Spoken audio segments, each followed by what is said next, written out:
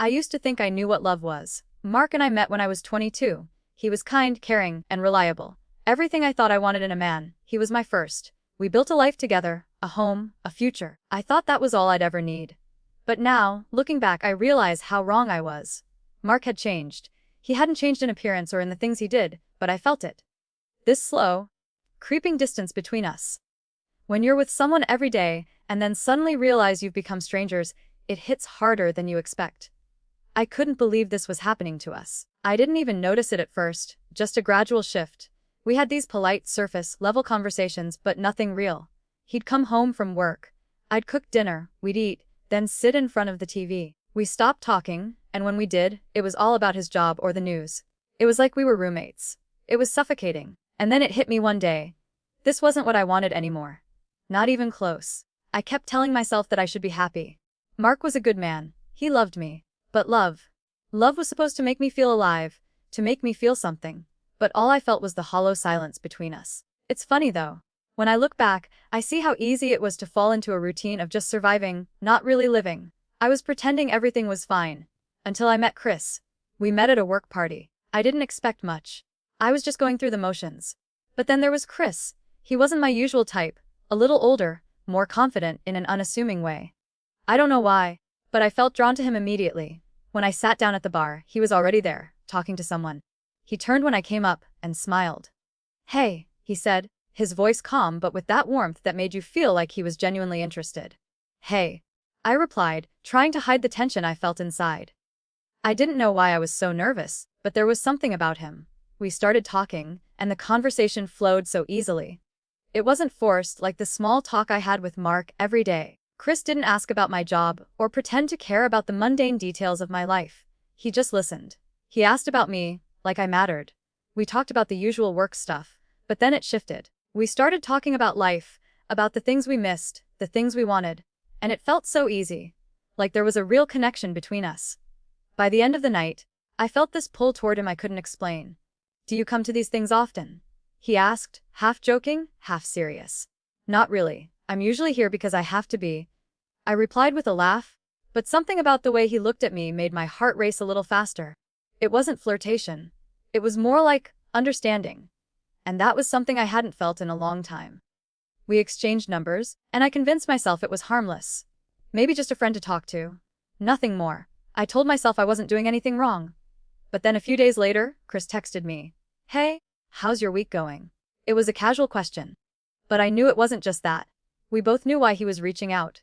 I was nervous, but I didn't want to seem uninterested. I replied quickly. "Busy. Work's been a mess. Can we meet tonight?" His response came fast.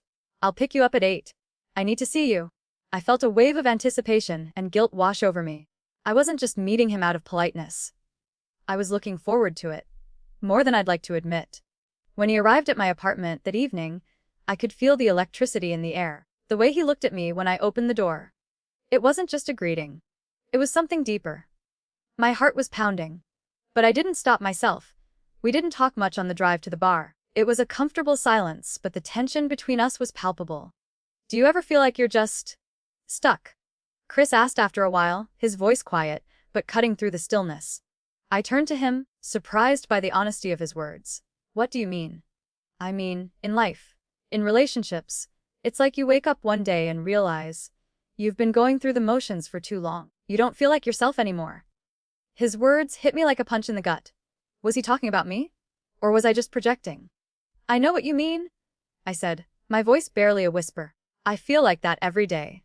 He looked at me, a glint of understanding in his eyes. "You deserve more than that, Sarah. You deserve to feel alive. You deserve to be wanted." I didn't know how to respond. His words made my heart race, but they also made me feel guilty.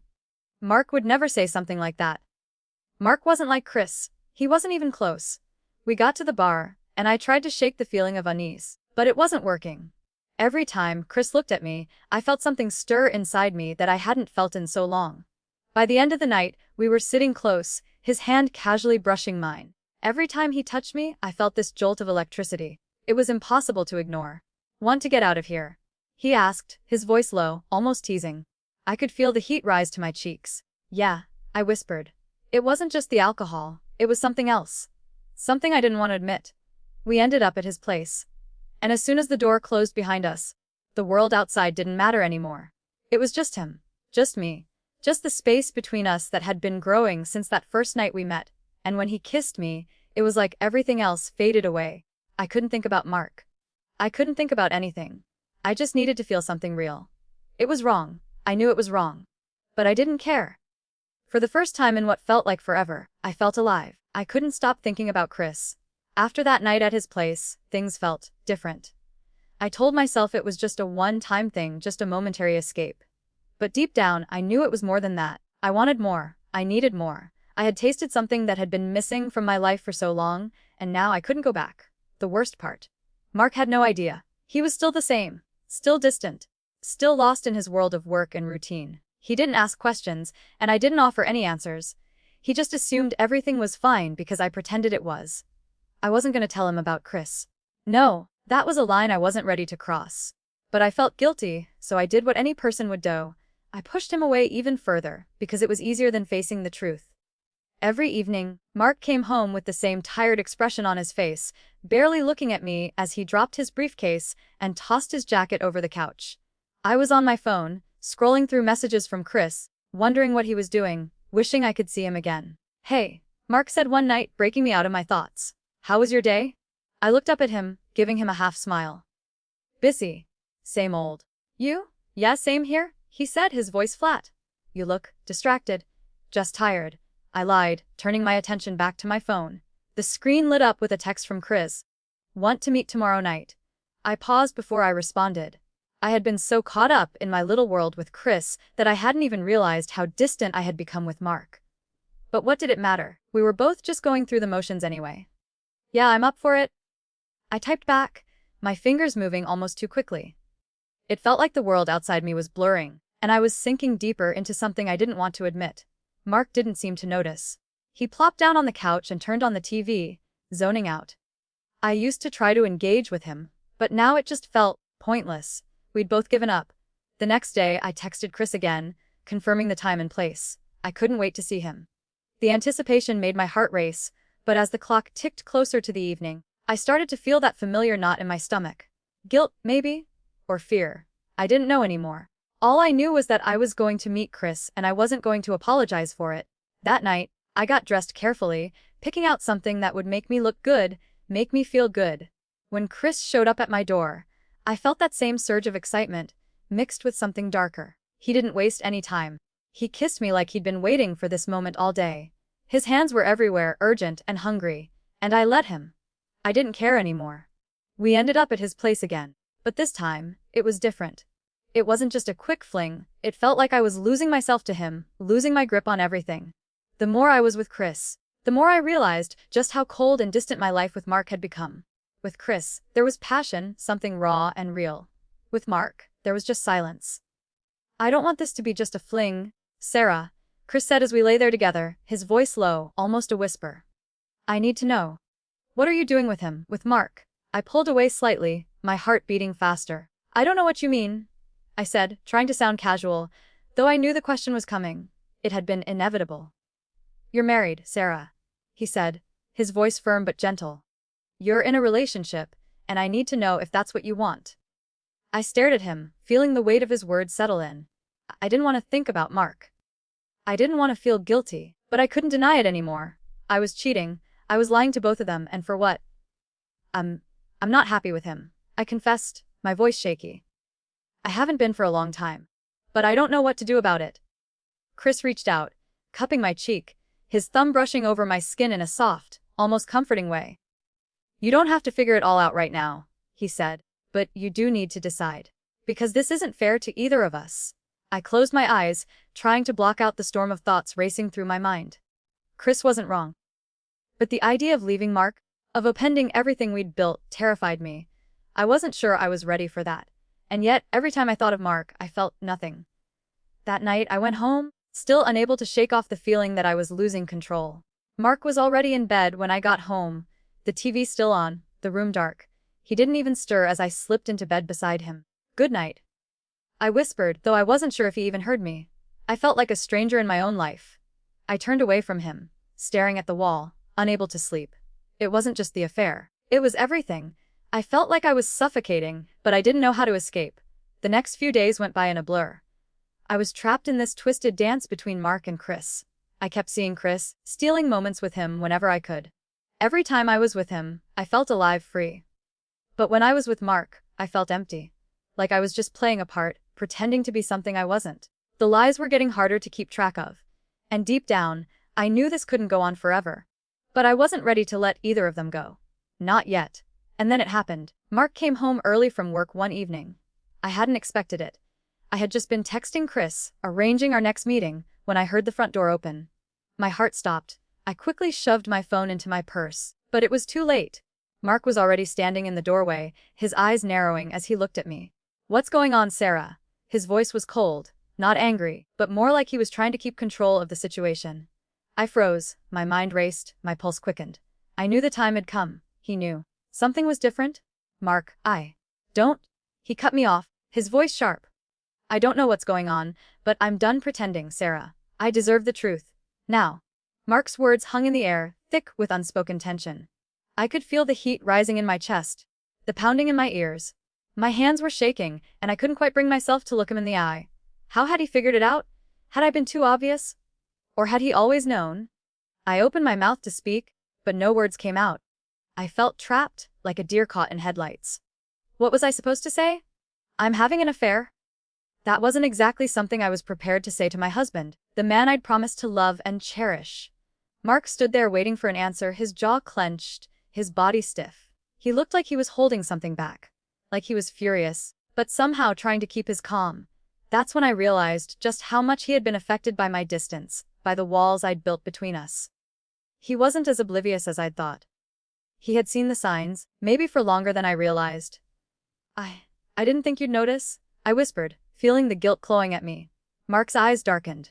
"Don't make excuses, Sarah. I've been asking myself what's been wrong for months. Months. And now you tell me this." The accusation in his voice hit me harder than I expected. He wasn't angry in the way I thought he'd be. He was hurt, deeply hurt, and I had done this. I had pushed him away so much that he felt like he didn't even know me anymore. I could see it in his eyes, the pain, the disbelief. "Mark, I'm so sorry," I said, my voice cracking. "I never meant for this to happen." "You never meant for this to happen?" His tone was cold, biting. He took a step closer, his fists clenched by his sides. "You think I'm stupid. You think I don't see how you've been acting, how you don't care anymore." I closed my eyes, my chest tightening. I didn't have an answer for him. How could I explain to him that I had checked out emotionally a long time ago? That the love I once had for him had slowly faded, replaced by this constant feeling of emptiness? How could I explain that someone else, someone like Chris, had made me feel something again, something I hadn't felt in years? "Why didn't you just tell me?" Mark continued, his voice quieter but still tinged with anger. "Why didn't you come to me? We could have worked this out." "I didn't know how to," I admitted, my voice barely above a whisper. "I didn't know how to come back to you, when I wasn't sure I even wanted to anymore." That was the hardest part to admit. That was the truth I had been hiding from him. I didn't know if I wanted to try anymore. I didn't know if I could. Mark took a deep breath, his eyes never leaving mine. "So this is it then? You're telling me this affair is everything now?" The word, affair, hit me like a slap to the face. That's what it was. That's what I had been doing. I wasn't just having a fling. I was having an affair. I was lying to my husband, betraying him in every way possible. "I didn't want to hurt you, Mark," I said, the tears I had been holding back finally spilling over. "I didn't know how to fix us. I didn't know how to fix me." He took another step forward, his voice low, the anger still simmering beneath the surface. "You think I didn't notice? You think I didn't feel you slipping away? I've been right here, Sarah. Right here, and you couldn't even tell me what was going on inside your head." I didn't know how to respond to that. He was right. I had shut him out. I had kept him at arm's length because I was too scared to face the reality of what had been happening between us. "Mark," I started. But he cut me off with a sharp wave of his hand. "No, Sarah. No more excuses. You've made your choice, and now, you need to live with it." I could feel the weight of his words crushing me. I didn't mean to choose him," I said, my voice breaking. I don't know how it happened. It's not about him. It's about me.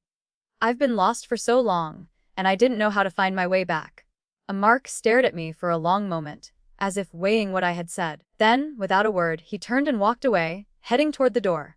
My heart skipped a beat. Was he leaving? Mark, I whispered, but my voice was so small, so fragile, it didn't even reach him. He didn't turn around. He was halfway out the door when he spoke again, his back still to me. I can't keep doing this, Sarah. I can't keep living in a relationship where I don't even know who I'm married to anymore. I'm done. And then he was gone. The door slammed shut behind him, and I was left standing there, completely alone. I couldn't move. I couldn't breathe. The reality it all hit me in that moment. I had lost him. I had lost everything. I stumbled to the couch, my hands trembling. My phone buzzed on the coffee table. It was a message from Chris. I'm thinking about you. When can I see you again?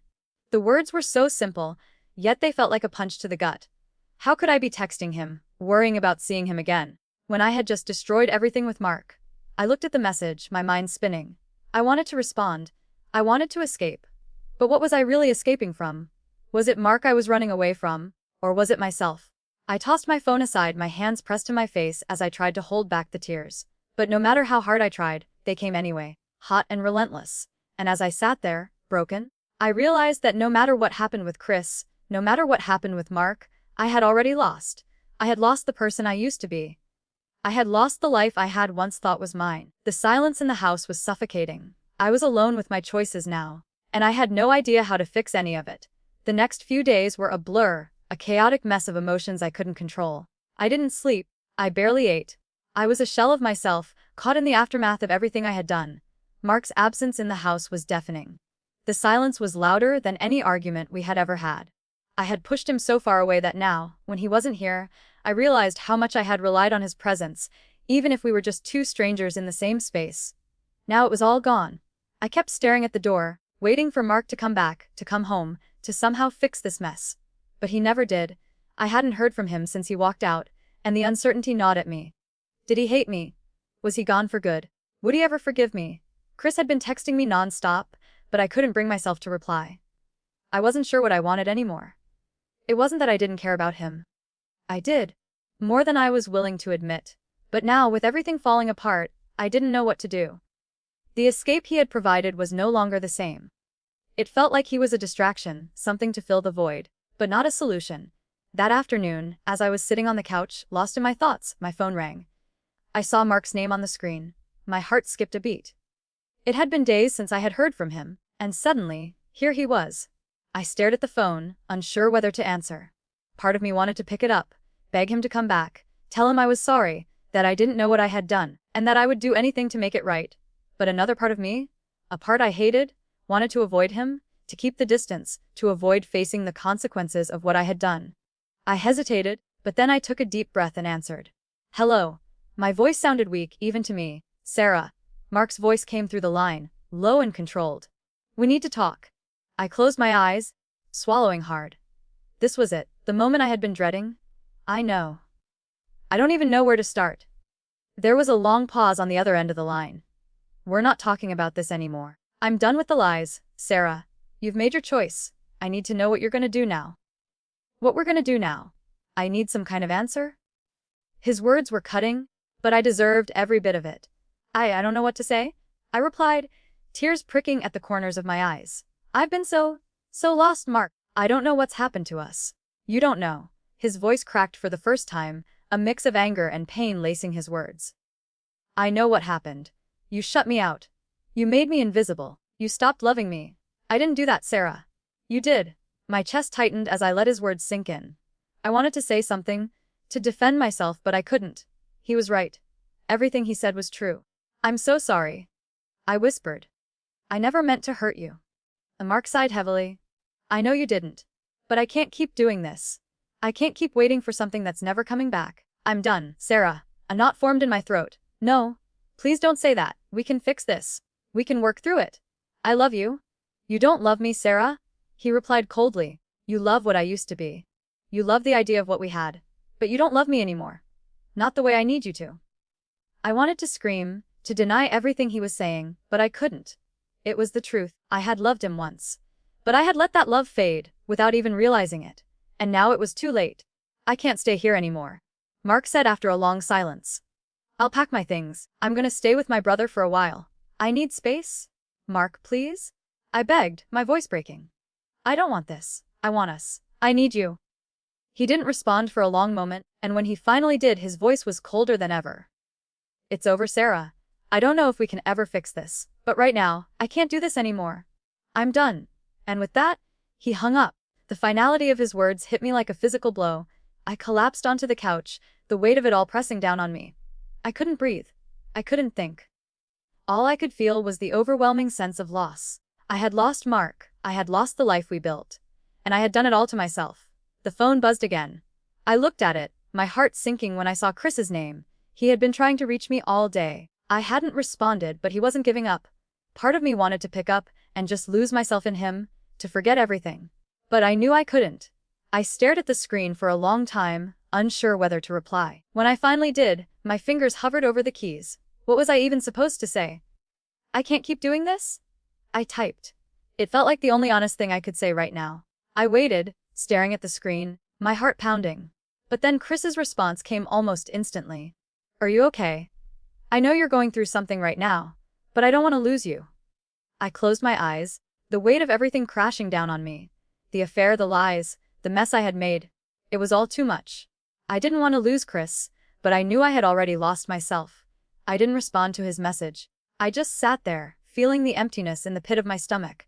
I had no idea what to do next. The next few days felt like a haze. Mark was gone, and the house felt like a hollow shell of what it used to be. The laughter, the shared moments, the love, everything was gone. In its place was this overwhelming sense of regret and guilt. Chris called once, but I ignored it. I couldn't face him. I couldn't face myself. And then, on the fourth day, I got a text from Mark. I've been thinking. I'm gonna file for divorce. I can't keep living in this limbo. The finality of it all crushed me. The tears came again, this time without stopping. I had done this. I had destroyed everything. I had destroyed us. I knew, in that moment, that nothing would ever be the same. No matter how much I wished it could be. No matter how much I tried to fix it. I had made my choices, and now I had to face the consequences.